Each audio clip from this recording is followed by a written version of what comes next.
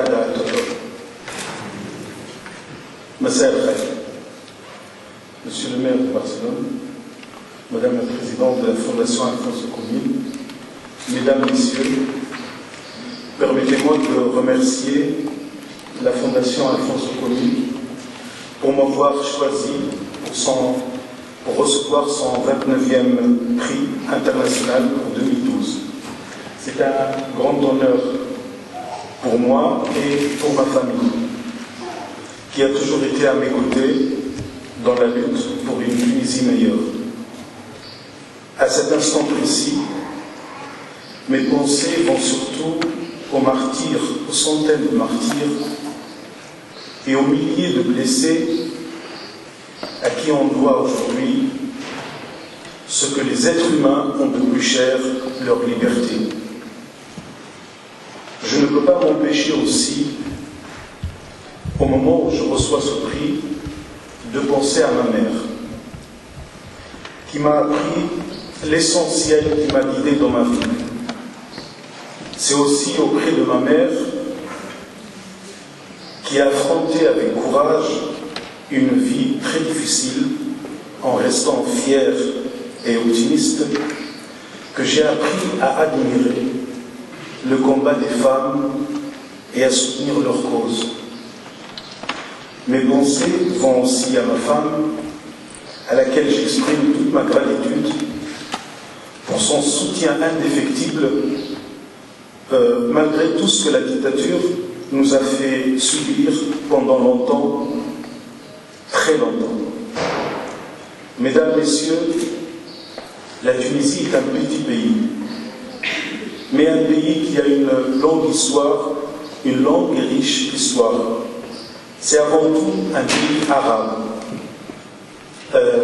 et méditerranéen, un pays qui a donné son nom à l'Afrique, le continent auquel il appartient. Mais c'est avant tout un pays accueillant. Le peuple tunisien est tolérant et bon vivant. Mais pour mieux le qualifier, je dirais qu'il est plutôt pragmatique, mais qui reste toujours fier. L'histoire de la Tunisie est plusieurs fois millénaire. Elle a été façonnée par des entités politiques aussi prestigieuses que Carthage ou bien Kairouan. Mais depuis la deuxième moitié du XIXe siècle, ce sont les faits coloniales et impérialistes qui surdéterminent l'histoire de la Tunisie. Après 73 ans de domination coloniale française, la Tunisie avait accédé à l'indépendance en 1956.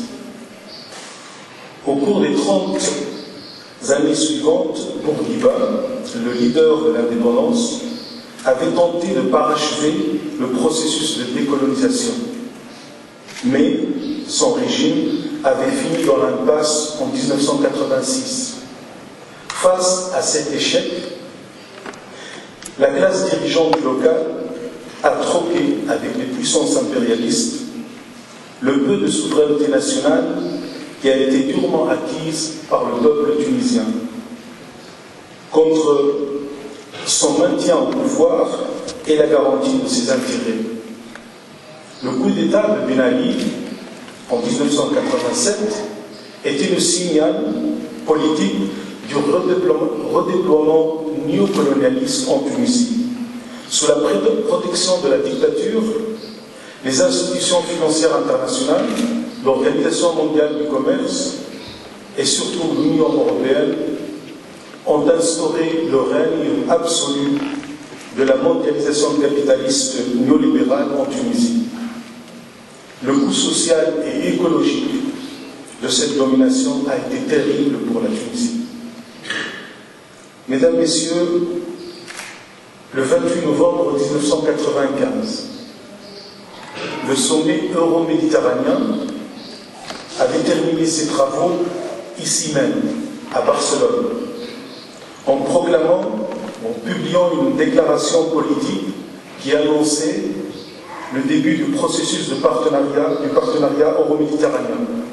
Cette déclaration était pleine de bonnes intentions et de promesses de prospérité, de démocratie et de paix pour toute la région méditerranéenne.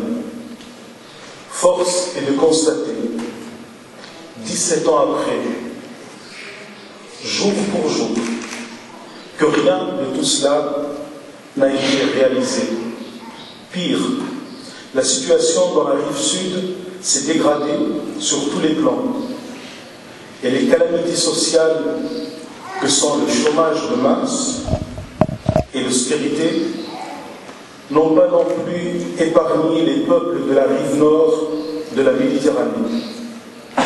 L'espace euro-méditerranéen, nous avons toujours répété, sera un espace de respect des droits humains et de la démocratie. Dans le même temps, Ben Ali, qui était le gardien des intérêts des transnationales européennes, a été soutenu jusqu'au bout par la Commission européenne et par plusieurs gouvernements européens contre les intérêts du peuple tunisien, pareil pour les autres dictateurs de la région. Quel crédit peut-on donner aussi à cette volonté si souvent affirmée de défendre les droits de la personne humaine, alors qu'un de ses droits élémentaires, le droit de circulation, est bafoué en permanence par la forteresse de Schengen. La libre circulation n'est prévue que pour les marchandises et les capitaux, pas pour les femmes et les hommes. L'expérience des dernières années a montré aussi qu'il ne peut y être question d'une paix régionale et de la proclamation du droit des peuples à vivre libres, alors que le fait colonial israélien se poursuit et que le peuple palestinien se voit dénier le droit de constituer un État indépendant, que ses enfants sont massacrés en toute impunité et qu'une partie de sa population est contrainte à un exil sans fin. La démocratie n'est qu'un vain mot lorsqu'elle ne signifie pas la souveraineté populaire. L'Union européenne n'avait pas cru nécessaire en 1995, pas plus qu'aujourd'hui, de demander leurs avis aux populations concernées par le projet euro-méditerranéen, qui, quel que soit l'angle sous lequel on l'aborde, apparaît comme un rapport d'allégeance du Sud à l'Europe. Face à l'aspiration profonde des peuples arabes, à la souveraineté nationale, à la liberté et à la justice sociale, les forces impérialistes n'ont de réponse que l'austérité et le libre-échange. À la manière de la médecine populaire de jadis, qui avait pour remède universel de saigner le patient. Parfois jusqu'à la mort. À l'instar de la médecine, qui a bien progressé et a tourné le dos à la pratique destructrice de la saignée, ces peuples doivent suivre une nouvelle voie en rupture avec l'ordre établi. Mesdames, Messieurs, les peuples du Sud comme du Nord de la Méditerranée veulent une Méditerranée citoyenne, démocratique, sociale, solidaire et respectueuse de l'environnement. Le projet méditerranéen doit être basé sur une véritable logique de coopération qui soit profitable à tous les peuples de la région. Il s'agit de combler le fossé entre les deux rives, au besoin par des mesures inégales en faveur des peuples du Sud, qui permettent à terme d'harmoniser vers le haut les conditions de vie et de travail de l'ensemble des peuples méditerranéens. La Méditerranée que nous voulons sera construite pour répondre aux besoins sociaux, politiques, éducatifs et culturels des peuples et non pas à des contraintes prétendument fatales du marché. Nous voulons une Méditerranée libérée du chômage et de la précarité, garantissant un droit fondamental à l'accès véritable à tous ses habitants à l'accès à l'alimentation pour tous, une protection sociale véritable à tous ses habitants, un salaire et un logement décent, une couverture sanitaire gratuite, incluant les traitements les plus modernes et un accès libre et égal à l'éducation. De manière prioritaire, il faut assurer la défense du service public, l'accès à la terre et faire cesser la privatisation des transports, des communications, de l'électricité, du gaz, de l'eau, de l'éducation, de la santé, de la recherche et de la sécurité sociale, de même qu'il faut lever les entraves à la libre circulation des personnes. La construction de l'espace méditerranéen doit prendre en considération le principe d'égalité entre les femmes et les hommes comme facteur de progrès, de développement durable et de justice sociale.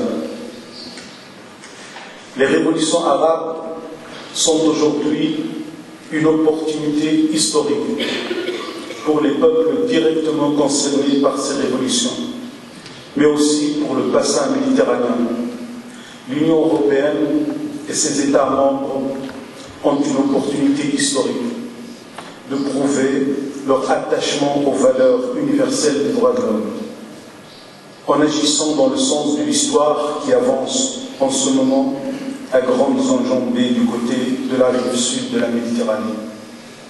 Oui, il est possible aujourd'hui que nous agissons de part et d'autre de la Méditerranée pour la démocratie, la prospérité, la paix et l'amitié entre les peuples dans le respect mutuel de la souveraineté et de l'autodétermination. Des victoires ont été remportées, d'autres sont possibles, nous gardons espoir. Shukran lakum, moltes gracias.